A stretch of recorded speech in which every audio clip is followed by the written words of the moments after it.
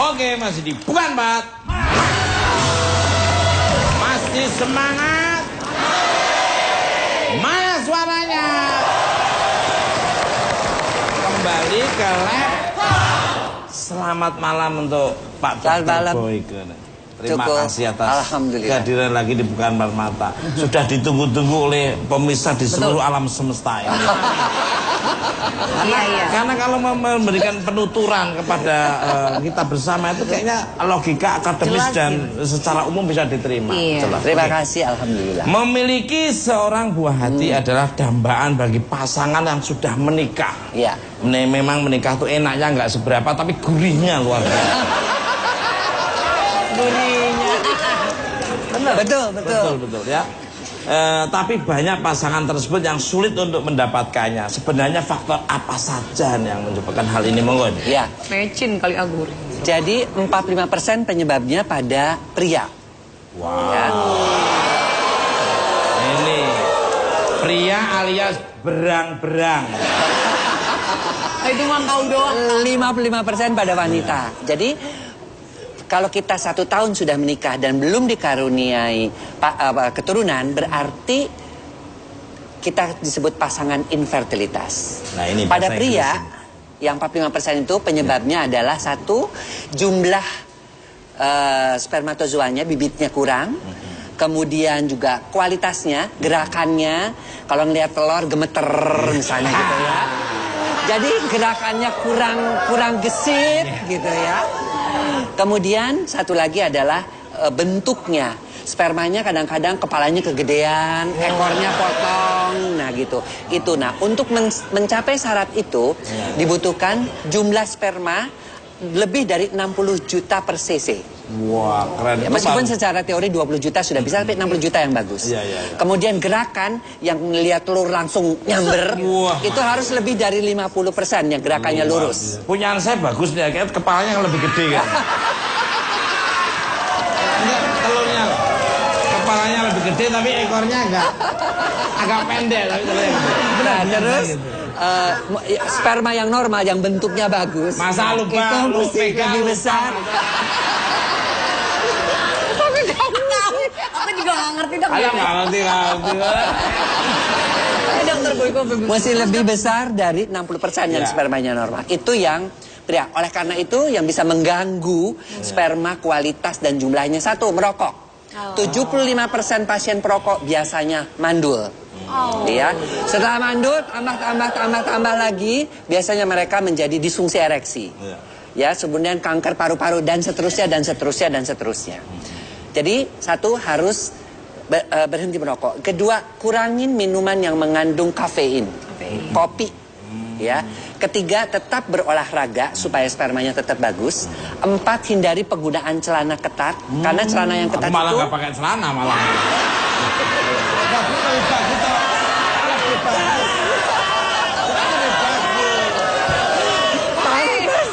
Memang nggak usah pakai celana, itu lebih bagus. Pada penelitian di kampung, orang-orang yang cuma sarungan nggak pakai celana dalam lebih cepat istrinya hamil ketimbang yang pakai tidak pakai. Karena dia lebih isis. Jadi ya artinya lebih mudah untuk produksi spermanya optimal karena harus ada perbedaan suhu. Setuju. Ya. Gitu. Kemudian yang kelima, harus banyak makan makanan yang mengandung zinc. Ini apa? Kerang. Ya, kemudian hati itu banyak mengandung zinc karena zinc itu ternyata memperbaiki kualitas sperma, baik jumlahnya kerang, ya oyster. Seperti itu. Kemudian juga jangan lupa setelah makanannya bagus, olahraganya bagus, juga timing berhubungan seksnya juga harus tepat. Jam berapa ya? 4 jam. Ya kan kesibukan saya syuting di Australia, syuting di Inggris, syuting di Amerika, syuting Nah, timing. Tapi sebelum timing tentu yang pihak wanita penanggung jawab dalam 55%. Iya. Ya. Pertama, dia tidak boleh ada keputihan. 70% keputihan itu disebabkan karena faktor infeksi. Ya, jadi terutama di Indonesia infeksi jamur. Apalagi kalau pasangan remaja itu sebelum menikah melakukan free sex, berganti-ganti pasangan, itu bahaya banget. Infeksinya akan tinggi. Terus yang kedua, mulut rahimnya harus terbuka, menghasilkan lendir rahim yang tidak jahat sama sperma. Karena ada beberapa wanita dua-duanya sehat, tapi lendir rahimnya tuh kepada sperma tuh jahat. Jadi setiap kali mau masuk spermanya dibunuh. Itu yang disebut dengan hostile cervix. Cervix yang membenci sperma. Nah, kemudian juga saluran-saluran telurnya harus bagus, termasuk getaran silie-silie atau rambut-rambut getarnya. Karena pertemuan sperma itu adanya di saluran telur. Jangan sampai tersumbat karena infeksi, ya, karena infeksi-infeksi, terutama itu ada infeksi yang disebut dengan adnexitis. Kemudian fimbre itu adalah cengkraman-cengkraman dari silinder-silinder silia-silia. Itu juga harus bisa membawa telur keluar diambil untuk disalurkan. Kemudian indung telurnya harus menghasilkan telur yang cukup, karena beberapa wanita juga banyak telurnya banyak tapi kecil-kecil nggak bisa matang-matang gitu. Bukan digoreng ya buat matang, tapi mesti dikasih hormon. Itulah, kalau semuanya indung telurnya bagus, saluran telurnya bagus, kemudian endometriumnya bagus, serviksnya bagus, insya Allah si wanita itu kita sebut wanita yang sehat. Tapi jangan salah, si prianya itu semprotannya harus tajam. Iya, betul. Semprotan memang tembaknya harus tajam. Kembali karena luar biasa senangnya sama Dokter Boyke di sini nih. Memberikannya penuturannya itu detail dan logika, akademis dan secara umum juga betul. Terima kasih, Kasus yang paling sering ini apa nih, Dok?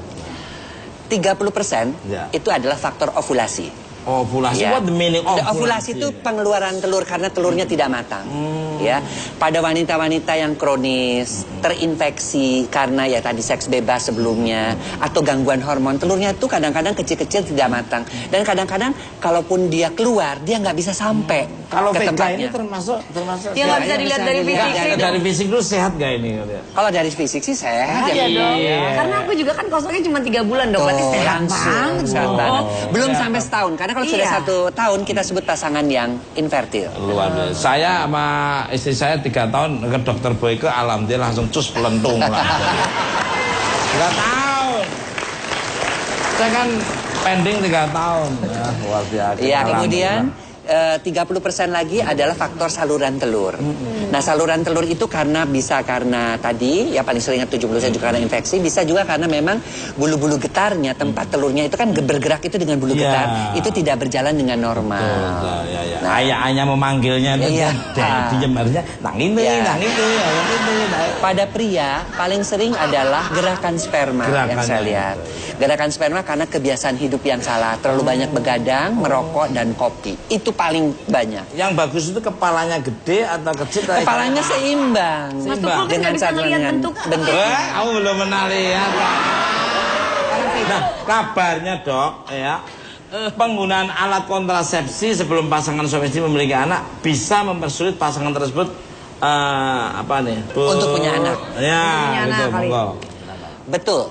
Jadi saya setuju banget kalau orang mengatakan kalau sudah menikah rencanakan langsung segera punya anak. Jangan dulu nanti dulu masih terikat kontrak. Aku kan jadi pramugari ini, aku mau menikmati dulu. Terima dulu. Karena dengan penggunaan pil KB, penggunaan spiral apapun itu kan anti kehamilan. Kadang-kadang efeknya udah mah dia kemungkinan mandul, dikasih lagi pil KB, ya makin mandul lagi, makin keterusan. Jadi kalau sudah siap menikah, ya menikah gitu. Dan memang menikah itu salah satu tujuannya punya anak. Punya anak dulu 1. Setelah itu KB 2-3 tahun. Rencana anak kedua terserah kapan. Tapi hamil dulu. Luar biasa. Tapi nikah dulu. Nikah dulu. Ya nikah dulu. Jangan kayak yang di samping saya ini. Kenapa emang dia? Coba kemarin kalau hansipnya itu gak ngerebek kamu. Aman. Balik kan. Pemirsa. Apa Bapak gua demen nih, antara seminggu sekali lah di Bukan Marmata acara ini ya. Gua demen. Memang ini kan acara malam, inspiring, dan tontonannya untuk golongan A, B, C, D ini kebanyakan A+ dan B+. Nah. Mas Tukul, aku boleh nanya nggak? Oh boleh. Dokter Boyke ya. Jadi ini agak ini sedikit dok. Seandainya sudah punya anak ya dok. Kadang kan pada saat sudah KB masih aja ada yang kebobolan dok, masih punya anak lagi. Sebaiknya gimana tuh dok? Jadi KB itu tidak ada yang 100% karena itu buatan manusia. Ya, dari 100 pemakai IUD 3 bobol, 3 pasti hamil. 97% keberhasilannya. Kalau pakai pil KB itu kalau dia pun teratur masih 2 atau 3 bobol. Hormonal juga itu? Hormonal juga sama. Oleh karena itu ya kalau sudah KB masih juga bobol, artinya memang Allah sudah menghendaki untuk tambah. Apalagi aku kan gampang hamil dok, aku ditempel gitu hamil dok. Gak, kamu tuh, bentar, kamu tuh manusia apa wedus? Wedus tuh gesek sedikit aja, langsung suspentung. Saking katanya saking suburnya, belum juga ini dikasih lihat celana dalam aja udah langsung hamil. Ya enggak lah dok. Tuh. Jangankan celana dalam, kasih kolor hijau. Balik pemirsa. Sebelum kita teruskan perbincangan dengan Dokter Boyke, kita akan dihibur dengan penampilan bintang tamu saya yang satu ini. Beri tepuk tangan yang meriah untuk Winda Fiska dan suaminya Mulyadi.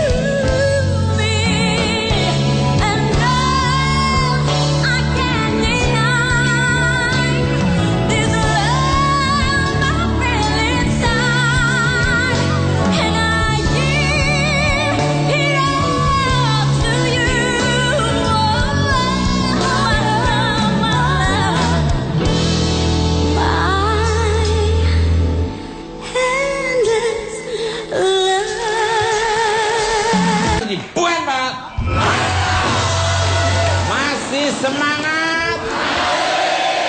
Mana suaranya? Kembali ke laptop. Selamat malam untuk Mbak Winda dan Mas Ahya, apa kabarnya? Selamat malam, Mas biasa. Ditanya kabarnya baik. Kabar baik, gimana Mas? Kalau dia baik, kalau aku sebenarnya ini lagi kesel nih Mas. Kenapa? Tadi kan dia datang ke sini kompak.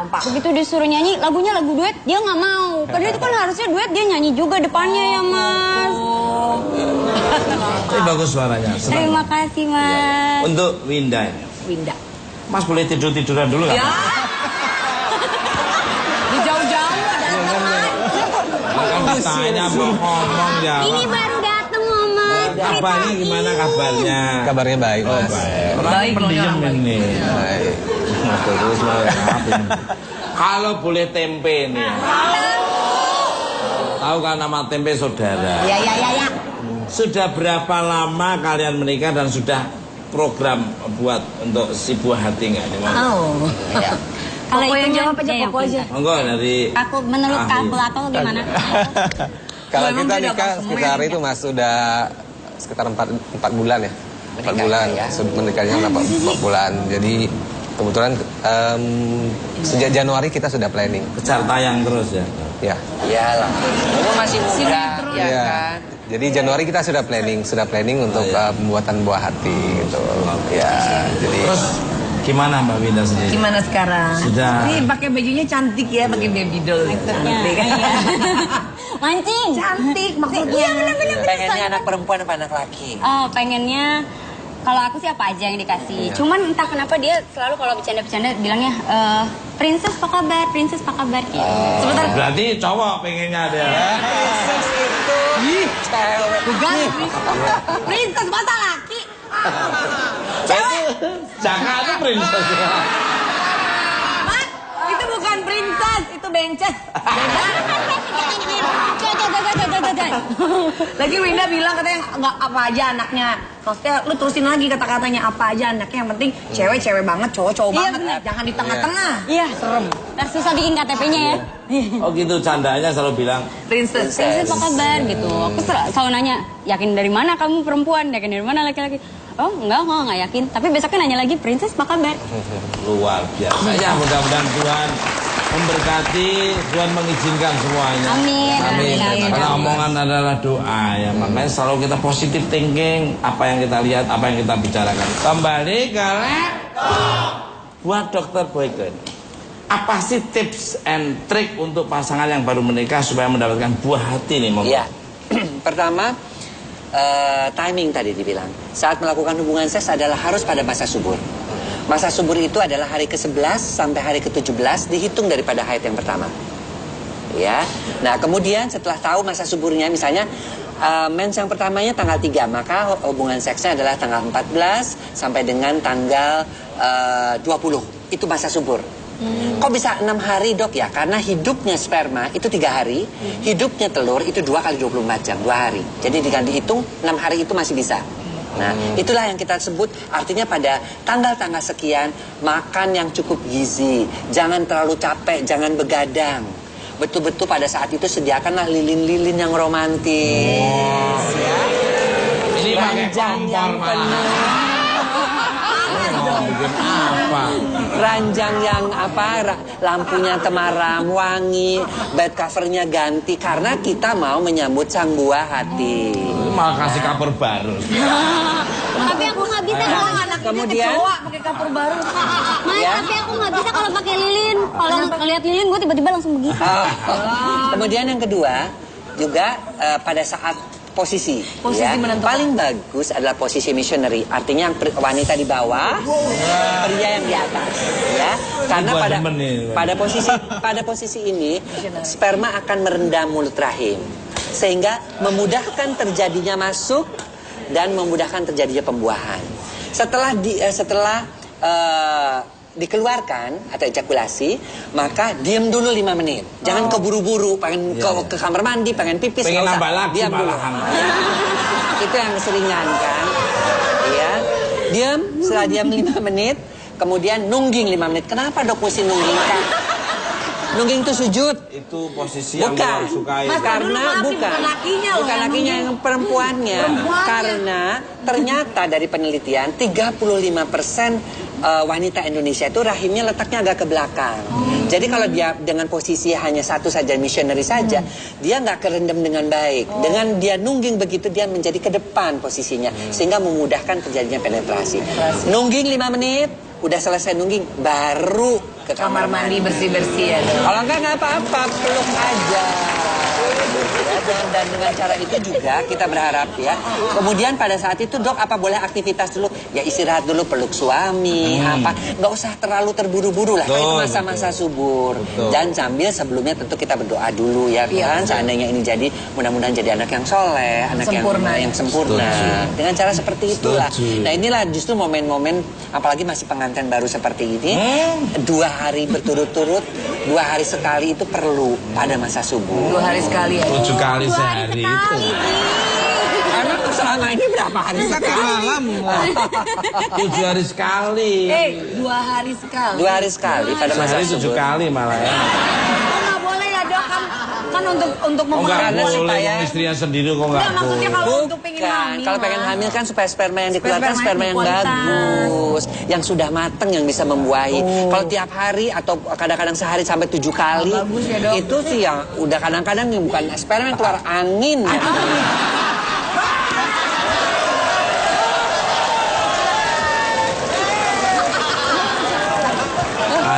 Tapi bisa, aku jadi pengen nanya nih Mas. Ya, boleh. Soalnya kadang-kadang dia, besok ini lagi makan sup ayam kampung gitu, suka gitu-gitu. Itu juga bisa nambahin. Sup ayam kampung itu adalah protein. Dan sebagian besar badan sperma terbuat dari protein.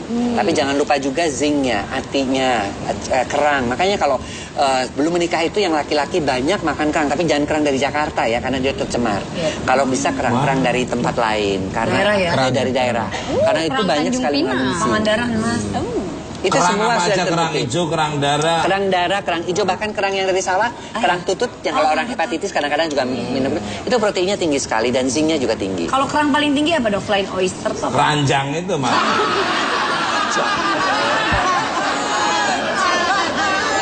Zincnya itu ya. Zinc. Apa aja ya dokter? Ya. Dari beberapa penelitian dengan makan kerang itu bisa meningkatkan dengan teratur makan kerang satu porsi itu, ada penelitian bisa menaikkan sampai 30 sampai 40%. Mungkin ada bocoran dari Dokter Boyke, harus beli di mana saya? Ya kalau belinya dari maksudnya Toko semen Mas. Toko semen. daerah-daerah seperti misalnya Indramayu, Cirebon, dia dibawa aja. Kalau kerang di Jakarta kita takutnya tercemar dengan merkuri. Bela-belain nih ke Indramayu. Titip sama dia aja di Tanjung Pinang. Nah, Tanjung Pinang bagus. Makassar, Medan, itu kan masih bagus ya ininya lautnya. Besok kita ke Indramayu mau Cirebon nggak ya? Oke, bagus. Mungkin dari Mas Mulyadi ada yang Ada yang mau ditanyain? Mas Said? Kayaknya enggak. Belum? Belum. Atau mungkin mau bertanya kalau misalkan seandainya sudah hamil, apakah masih tetap boleh berhubungan intim gitu? Sampai usia berapa kan? Ya, boleh. Pada prinsipnya hubungan seks itu boleh. Cuman itu keterangan dokter. Nanti kan dilihat letak ari-arinya di bawah atau enggak. Kemudian dia ada riwayat keguguran atau enggak sebelumnya, ada keputihan atau enggak. Terus maaf, suaminya nakal apa enggak. Itu juga termasuk pertimbangan penting. Lihat nakalnya jangan ke sini, ke sana. Sorry saya jaga banget. Nah, saya masuk ke tempat, tukul. Nah, ketahuan ya, nggak boleh. Ya kan nggak ke tempat. Kamu jadi apa ya? Ya kan nggak ke tempat. Nggak tempat tapi tetap aja. Paling aman, kalau sudah jadi paling aman sih nanti tunggu sampai hamilnya 4 bulan. 17 minggu itu ari-arinya sudah terbentuk. Jadi kondisi si janin itu udah nempelnya lebih kuat. Berarti bulan Itu keempat paling ya? bagus, ya. Bulan keempat. Ya tahan-tahan dulu lah, kan bisa pakai cara-cara lain. Ini gua demen yang ini. Kok pakai cara lain? Demen emang istrinya lagi hamil? Ya enggak, ini ngomongin teman-teman saya mah gitu. Cara lainnya apa? Ya kan ada Jojo segala ya Jo ya. Pemirsa, bintang tamu saya selanjutnya ada seorang presenter top yang sedang berbahagia dengan kehadiran sang buah hati. Beberapa waktu lalu, siapa dia? Kita sambut Coki Sitohang.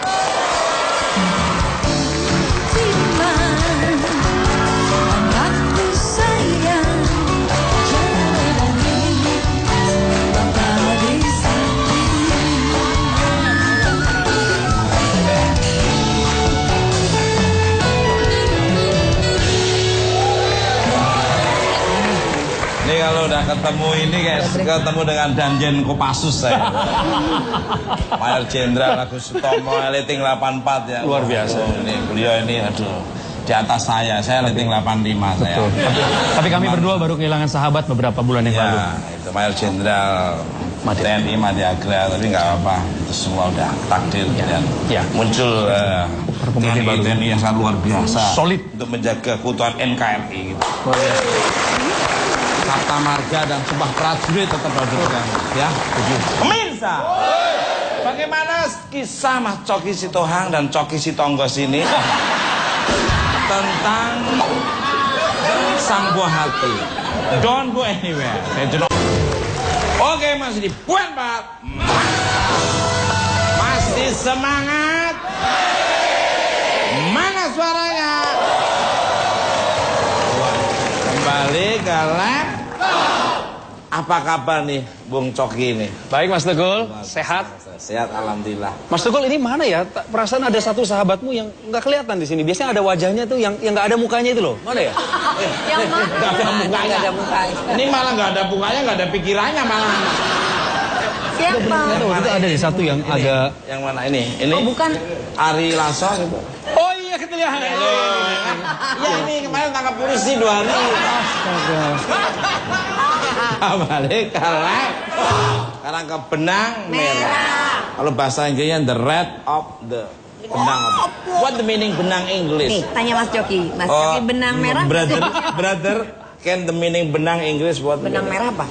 Itu nggak bisa diinterpretasikan kata per kata. Iya, Susah seperti gini misalnya Mas saya tanya. Bahasa Inggrisnya panjang apa? Long. Bahasa Inggrisnya nasi? Rice. Kalau nasi panjang? Long rice. Lontong.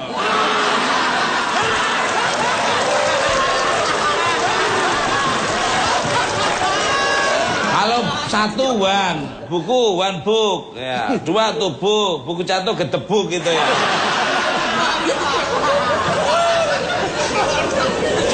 Untuk Mas Coki ngobrolin buah hati. Iya. Ya. Sudah bisa apa nih si kecilnya?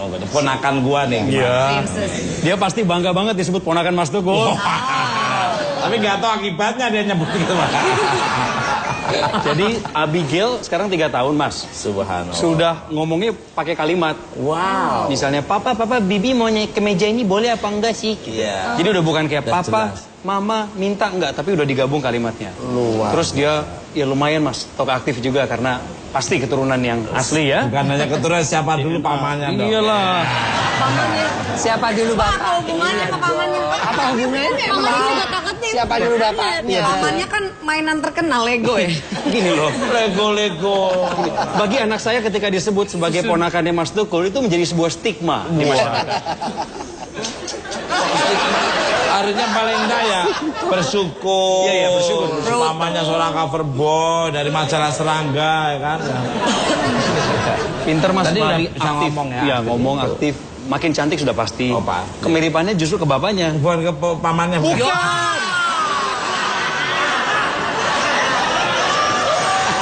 Senang. Oh, paman yang agresif. Iya, Jangan Anda sangat kan agresif. anaknya Mas Coki, anaknya dia aja kagak mau mirip dia. Tega, jangan buka rahasia dong. Kan maksudnya mirip ke mamanya buka semua rahasia. dong. Lu tadi ikut. Tadi ikut. Oh, keren banget. Wong enggak saya kaget anak saya tahu nyemplung di kolam renang. Plung.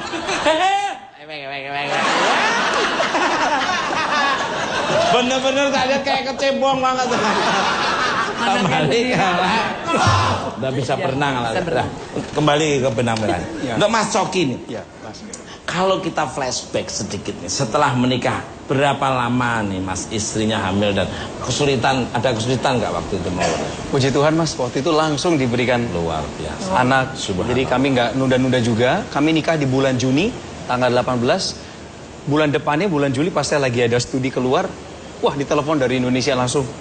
Papa, aku cus pelentung. Bener. Tega nih bener-bener ya. Istilahmu itu. Di luar negeri ya. Jadi selama masa kandungan hampir tidak ada masalah. Tapi begitu mau melahirkan, ini sebenarnya kita inginnya normal. Doanya juga normal. Tapi sampai sudah bukaan keberapa gitu, susah. Nggak maju-maju. Nggak maju-maju dok, jadi agak sulit. sudah Kordenya kurang buka stimulasi.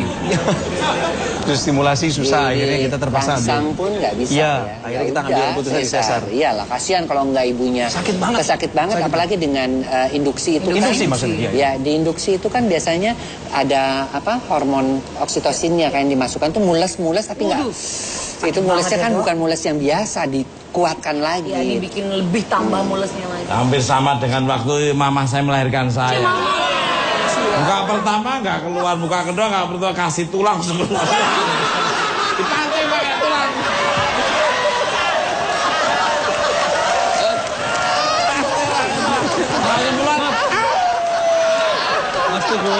Mas Tugu, maaf, sebentar. Ini kebohongan publik. Tunggu, ini kebohongan publik. Mohon maaf, kita luruskan dulu. Karena beberapa waktu yang lalu, saya pernah mendengar bahwa Mas Tugu bukan lahir lewat proses seperti itu. Ini kebohongan publik, Mas. Mas harus jujur. Saya dengar beberapa waktu yang lalu bahwa Mas Tugu ini lahir ke dunia ini lewat hadiah makanan ringan. Ya, Ini dia Mas yang ngomong. Ini bisa dilaporin Mas. Hadiah Abu Gosok. Mas, aku penonton bukan empat mata loh. Jadi aku dengar dia ngomong begitu waktu itu. Yang benar yang mana? Itu emang mamanya bilang, katanya itu mama waktu ngelahirin Mas Tukul berapa bulan? Enggak, orang itu hadiah kuaci. Tuh kan? Betul. Makanya sering makan kuaci ya. Apalagi yang makan orangnya ompong. Sesar ya Mas ya dulu ya. Ini kan pembunuhan karakter namanya. Dan karakter kan emang itu nyata Mas. Saya di sesar waktu itu cuma pisunya agak kepanjangan kesobek. Macem-macem aja. Enggak, saya waktu itu normal, waktu itu nunggu beledek aja nunggu. Nunggu geledek aja lah. Gerhana matahari total geledek 2. Masa bunyinya begitu? Udah kerja. Sekarang kerja. Untuk dokter Boyke ini. Bisa nggak dok merencanakan jenis kelamin laki-laki atau perempuan walaupun semuanya terserah pada yang Maha Kuasa? Ya bisa. Jadi kita biasanya terutama kalau kayak keturunan ini kan mintanya biasa pengen ucok. Apa sih harus ada ucok karena dia akan membawa marga. Nah biasanya kalau sudah 2 butet, misalnya yang ketiga kita baru program atau 1 butet pun boleh kita program. Saya lagi program nih dok untuk yang laki-laki. Nah biasanya kita pakai cara yang alami. Cuman cara yang alami itu keberhasilannya sekitar 75-80%. Yang 20-25% saya katakan itu adalah terserah pada yang Maha Kuasa. Misalnya untuk dapat anak laki-laki, laki-lakinya harus jadi macan 3 bulan, perempuannya jadi kambing 3 bulan.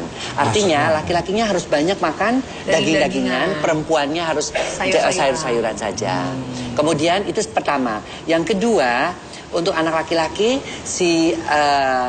hubungan seksnya itu harus pada saat telur keluar. Jadi betul-betul dites pakai ovutest atau pakai tes ovulasi itu keluar. Karena yang kita harapkan adalah sperma yang laki-laki itu yang akan membuahi. Karena sperma laki-laki itu dia gesit, kepalanya kecil, bentuknya lebih kecil daripada sperma yang wanita yang X, sehingga dia cepat sekali membuahi. Dia meninggalkan sperma yang wanita. Nah kemudian yang ketiga, sperma itu suka sekali dengan suasana basah. Maka 15 menit sebelum hubungan seksnya dibasuh dulu organ intim wanitanya itu dengan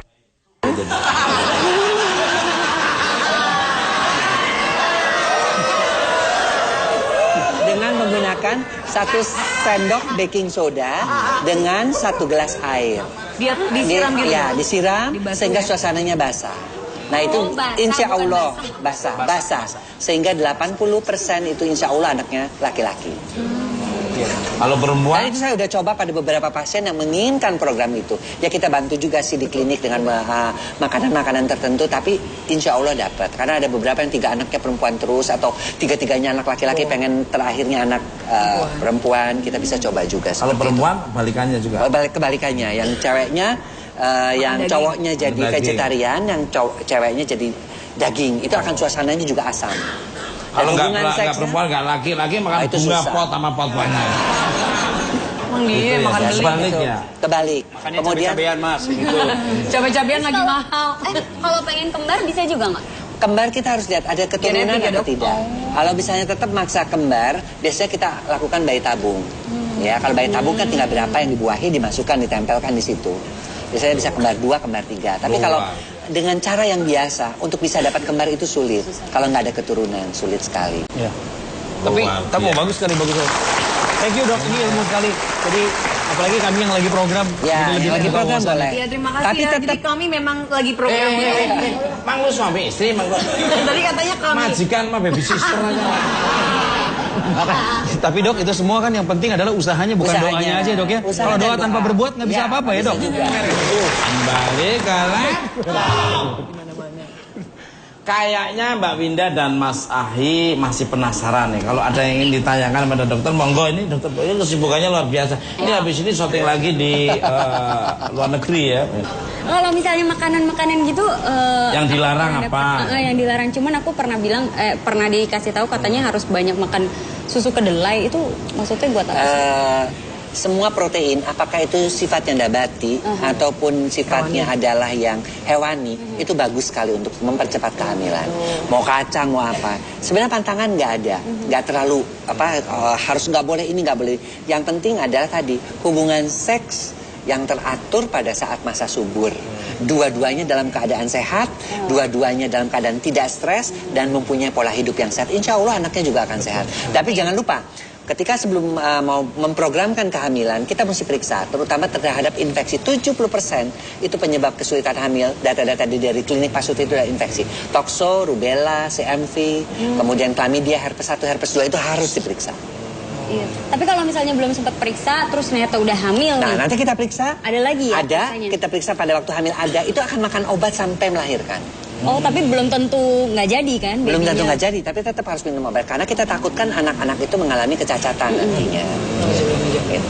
Itu yang kita takutkan. Kenapa nunjuknya ke situ? Tapi dari tes itu Pak Dokter, kalau biasanya harus dari hasil labor ya? Atau Dari hasil laboratorium kelihatan misalnya IgM toksoplasmanya positif. Yang paling bahaya itu IgM. IgM itu infeksi baru. Itu harus bersih banget. IgG kalau dia nilainya di atas 3 kali lipat itu juga lebih berbahaya. Nah, kita makan, dikasih obat-obat antivirus,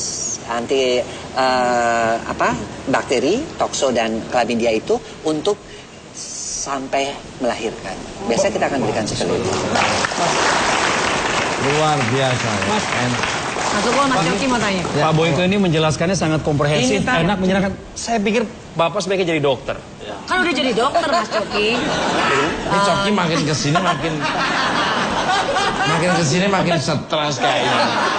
Enggak Mas, tadi pas datang belum stres. Pas aku bilang kembar dia langsung stres Mas.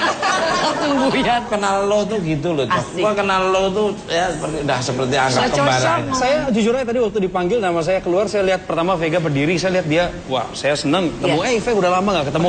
Lihat Winda, lihat suaminya, lihat dokter, senang. Tapi lihat Mas Tukul tuh saya hilang harapan gitu loh. Blank langsung ya, langsung error gitu ya. Blank kayak loading sedikit ya. Saya nggak percaya gitu. Luar biasa. Gak ngeblank sih, ngeheng. Kok ada orang seperti ini. Saya belum. Yang melanjutkan dia. Yang melanjutkan loh. Kembali ke untuk Dokter Boyke. Sekarang ini kan sedang tren wanita melahirkan secara sesar nih, karena khawatir kurang gigit nih. Bener nggak Dok? Sebenarnya wanita-wanita yang sekarang itu dikasih gigi aja pasang gitu. Wanita-wanita yang sekarang itu semua pengen serba instan. Tidak takut dengan rasa sakit, kemudian juga dia tidak mau melakukan senam pasca melahirkan. Kalau zaman dulu tuh semua senam melahirkan, setelah melahirkan itu dilakukan dengan 3 bulan setiap minggu. Sambil belajar. Sekarang nggak mau karena mereka harus kerja dan sebagainya. Akibatnya setelah ya namanya kepala yang lewat 3 kilo, 4 kilo kan pasti. Tapi kalau dia ikut senam, terutama senam kegel setelah melahirkan, kembali lagi normal kok. Itu elastis so. Nah, itu tadi. Iya, itu kan didesain oleh Tuhan ya. Iya. Bisa malah balik lagi. Tapi bukannya itu apa namanya kalau kerja itu sudah sama juga kayak senam? Oh tidak, lain. Karena dia ada jepit tahan, Tapi kan kalau lagi kemudian kerja, tahan kencing. Kayak aku dokter kan nggak tahu aku lagi tahan jepit. Tapi boleh. Iya, betul. Tapi kalau di senam itu kan selain itu juga kan ada latihan-latihan yang untuk agar supaya setelah 40 hari itu perutnya tidak mereka pasang gurita. Sekarang nggak mau pasang gurita. Saya lihat anak baru 1-2 perutnya udah glember-glember. Glember kayak bibirnya dia glember. Nah, itu kan bibirnya glember-glember. Oh, berarti dulu nggak dipasang masangin gurita ya? Masa guritanya ditaruh di mulut, bilang dong. Waktu lahir di bedong ini meleset sendiri.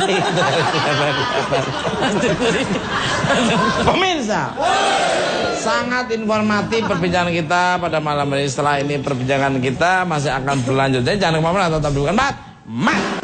Oke, masih di Bukan Bat Mat. Kembali ke lab.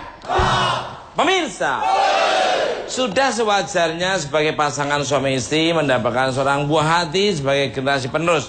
Jangan lelah untuk berharap dan teruslah berusaha dan selalu memohon kepada Yang Maha Kuasa. Terima kasih untuk para bintang tamu saya, Dr. Boyke, Winda Sviska, Mas Mulyadi.